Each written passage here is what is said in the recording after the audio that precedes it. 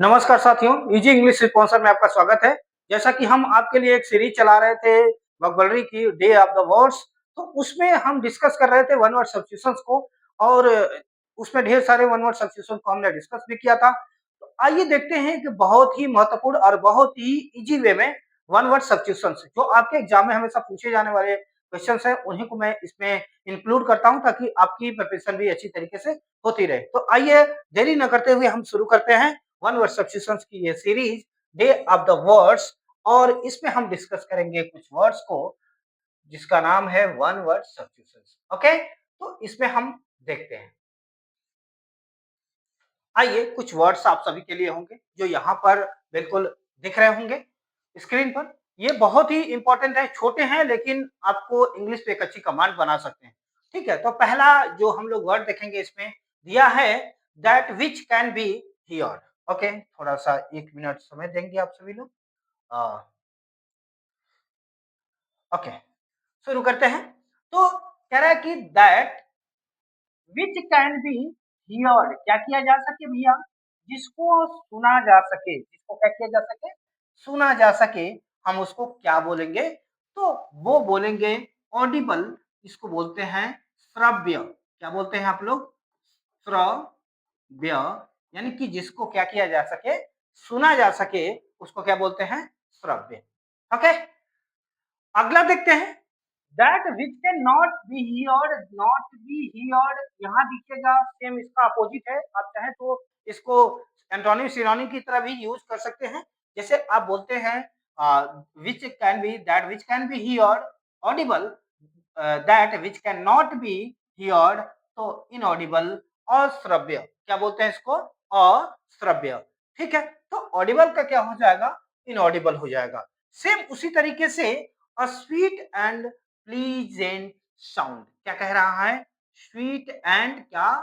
Pleasant क्या? Sounds. Okay, sounds के बारे में हम सभी लोग डिस्कस कर रहे हैं तो स्वाभाविक सी बात है साउंड को ही देखेंगे। कह रहा है कि एक मधुर और आनंददायक जो आवाज होती है उसको क्या बोलते हैं? मेलोडियस। मेलोडियस का मतलब होता है मधुर आवाज, मधुर आवाज। आप कोई भी सॉन्ग सुनते हैं जैसे बोलते हैं मेलोडियस सॉन्ग्स, जो आनंददायक होते हैं, जो मधुर होते हैं, उनको बोलते हैं आप लोग मेलोडियस। सेम उसी तरीके से ये रफ एंड अनप्लीजेंट साउंड, यानी बता रहा है कि जो क्या करता हो, अनप्लीजेंट हो, बिल्कुल सुनने के बाद एक तरीके का बिल्कुल क्या हो, आदमी एंग्री हो जाता है, तो उसमें क्या बोलते हैं आप उसको? हार्श। हार्श का मतलब होता है कर्कश आवाज। क्या बोलते हैं इसको? कर्कश आवाज। ओके, कर्कश आवाज। अगला उसी तरीके से है रिपीटेशन। एक शब्द है आपका repetition of sounds due to reflection. यहां देखेंगे, ध्यान से समझेंगे।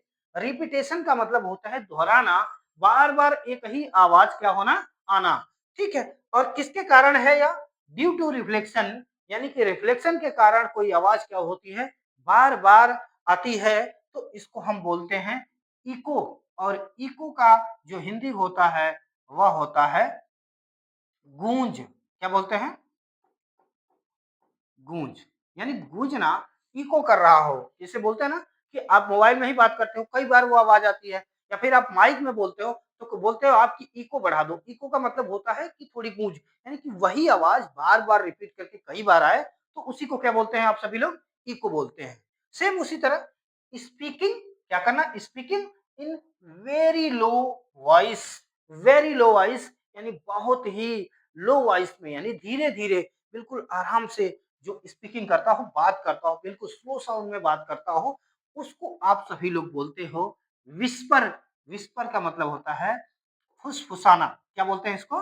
फुसफुसाना। फुस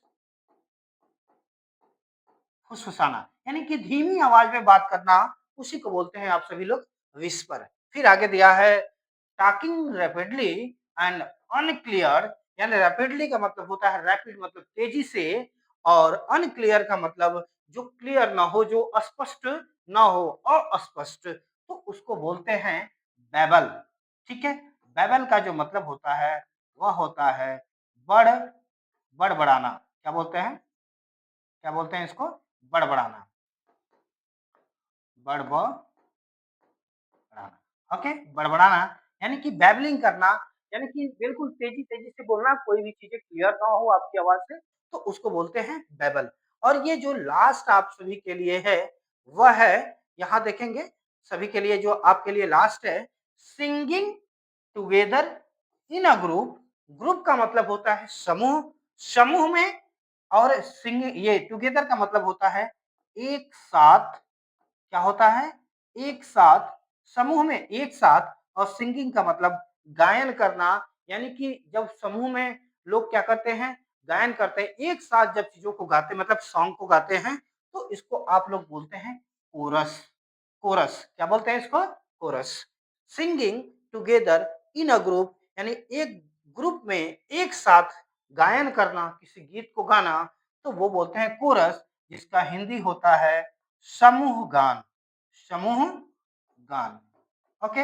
आपने देखा होगा कि जब कोई वर्शिप करते हैं, तब आप क्या करते हैं, जो वहाँ पे लोग टेम्पल में, चर्च पे, या अदरवाइज़ जहाँ पे भी लोग कलेक्ट होते हैं, एक साथ चीज़ों को गाते हैं, तो उसी को बोलते हैं आप लोग कोरस, यानी कि समूह गान। उम्मीद करते हैं ये चीज़ें आप सभी को समझ में आई होंगी। इसी तरह इन्फॉर्मेटिव वीडियो के लिए जो भी इंग्लिश पे एक अच्छी कमांड रखना चाहता है और बिल्कुल ज़ीरो से इंग्लिश को सीखना चाहता है, तो हमारे चैनल को डेफ़िनेटली विज़िट करें, ताकि एक इंग्लिश पे एक अच्छी कमांड बन सके और आप इंग्लिश में बेहतर बन सकें। ठीक है? उम्मीद करते हैं आपको ये चीज़ें आप अच्छी तरीके से समझ में आई होंगी। आप सभी का धन्यवाद हमारे चैनल को विज़िट करने के लिए।